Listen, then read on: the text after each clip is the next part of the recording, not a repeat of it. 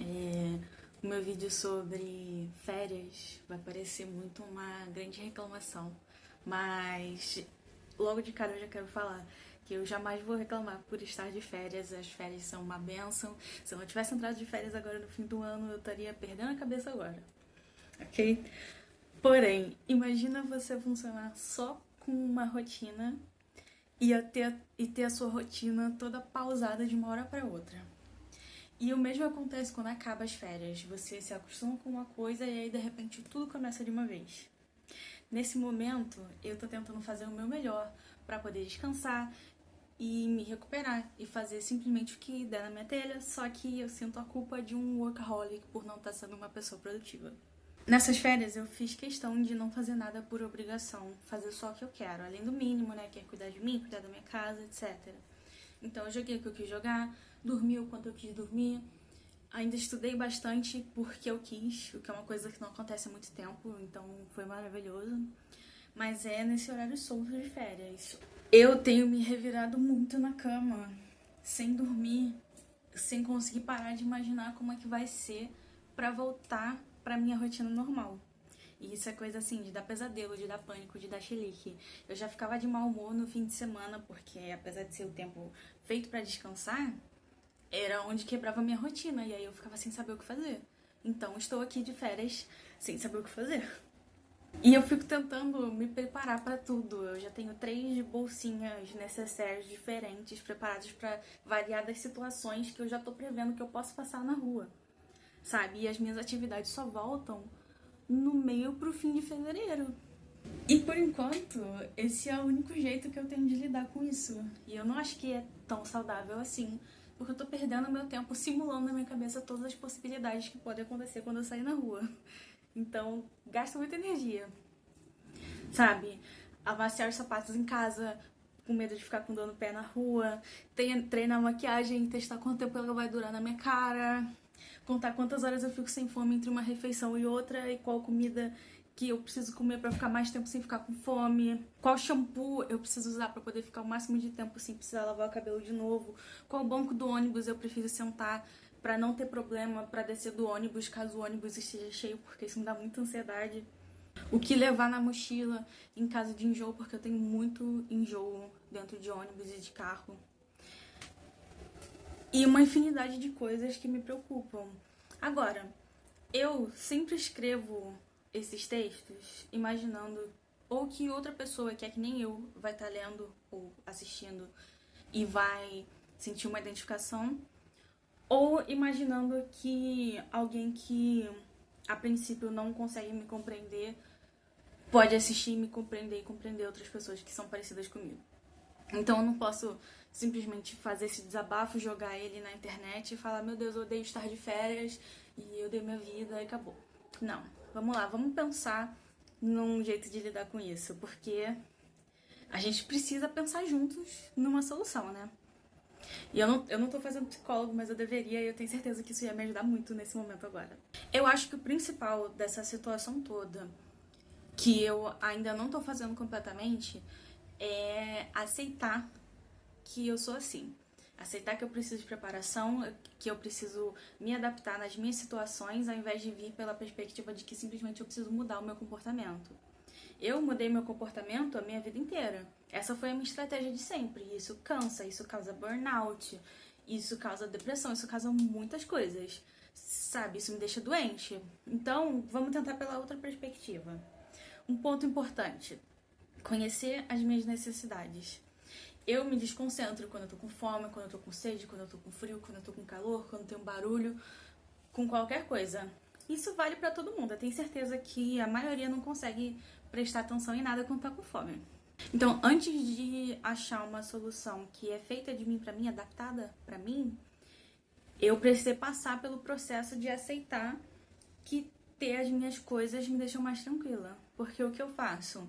Na minha bolsa sempre precisa ter um leque, uma garrafinha d'água, um lencinho, um casaco caso fique frio, protetor solar se eu tiver que andar no sol, um fidget e qualquer outro tipo de coisa que eu acho que eu vou precisar. Meu fone para me proteger dos sons do lado de fora de casa, muito importante. E eu já até discuti com meu namorado uma vez por causa das coisas que eu levo na minha bolsa, que olhando de fora parece que é um exagero, parece que é coisa demais. Só que se eu sair de casa sabendo que eu não tenho todos esses itens que me causam segurança dentro da minha bolsa, eu vou perder o meu tempo, perder minha concentração pensando que eles vão fazer falta. E se eu tiver eles comigo, eu simplesmente vou pensar: estou segura, estou com as minhas coisas aqui, qualquer coisa que acontecer, eu tô preparada, eu tô tranquila. E se eu não tiver, se eu sair de casa, se eu for pra faculdade sem o casaco na mochila, eu não vou me concentrar na aula, porque eu vou pensar: poxa, eu devia ter trazido um casaco, porque algumas salas têm ar-condicionado, mesmo que outras não tenham ar-condicionado. E se na hora que eu sair começar a virar o tempo, blá blá blá blá. E se eu tiver o casaco na mochila, eu só vou falar: ok, se acontecer alguma coisa, eu tenho meu casaco. Por mais que eu moro no Rio de Janeiro. E eu acho que a chave é isso, né? Entender que, além de ocuparem espaço, essas coisas estão ali comigo pra me dar tranquilidade. Pra me adaptar com isso, aí eu procuro coisas que vão pesar menos. Um casaco mais leve, uma garrafa pequena, um guarda-chuva pequeno, esse tipo de coisa. E isso que eu tô falando, essa história é um mínimo exemplo de adaptação de mim pra mim. Eu não sei como é que é para as outras pessoas, eu não sei se existe um outro termo pra isso, mas eu gosto de pensar em adaptar a minha vida pra mim. Inclusive, são necessidades extremamente comuns que eu tenho certeza que tem muita gente por aí com a mãe e a avó que só sai de casa com um guarda-chuva na bolsa pra lá de sombrinha se tiver sol, gente que usa leque, gente que usa o lencinho de pano pra limpar o suor. São coisas que trazem conforto que as pessoas levam com elas e que outras pessoas podem olhar e achar estranho. Então, é o mesmo princípio. E é a mesma ideia que se eu estivesse falando de fazer estímulos, as estereotipias em público. Eu até consigo ficar, assim, bastante tempo sem fazer. Eu consigo segurar minha onda. Só que segurar essa onda gasta muita energia que eu poderia estar usando para pensar, para estudar, para trabalhar. Hoje em dia, eu faço prova com o meu fone abafador de ruído. E isso melhorou 1000 vezes a minha experiência fazendo prova, sabe? Eu faço prova com o meu fidget na mão, porque é muito mais fácil me concentrar desse jeito. Eu tô tentando perder a vergonha agora de usar algum fidget enquanto eu dou aula, porque realmente ajuda na concentração, só que ainda rola aquela vergonha de no meu local de trabalho, nem todo mundo sabe que eu sou autista, nem todo mundo vai aceitar, que medo de ninguém aceitar, de acharem estranho, acharem que é bobeira, ou nem todo mundo sabe que eu sou autista ali no trabalho, então nem todo mundo vai entender que é importante, que não é uma distração e sim que ajuda na concentração. Enfim, esses medinhos que a gente sempre tem.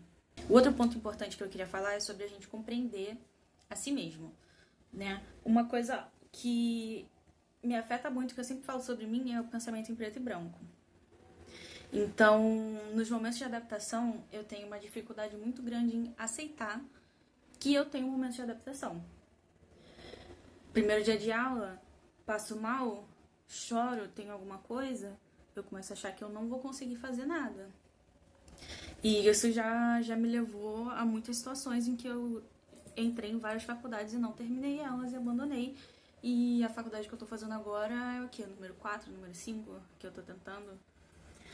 Então, assim, às vezes a gente precisa se olhar no espelho ou pedir pra outra pessoa falar pra gente, ou falar pra outra pessoa que, assim, precisa aceitar que a transição não vai ser suave. A primeira semana vai ser ruim. Isso é normal, principalmente pra quem tem dificuldade de se adaptar. Vai cansar mais do que o normal, você vai precisar gastar muita energia da sua cabeça pensando no caminho, nas pessoas, no lugar, o que você precisa levar, o que você não precisa levar, como você chega lá, como você aguenta o dia inteiro, se acostumar com seus horários novos, isso tudo gasta energia e vai ser difícil no começo.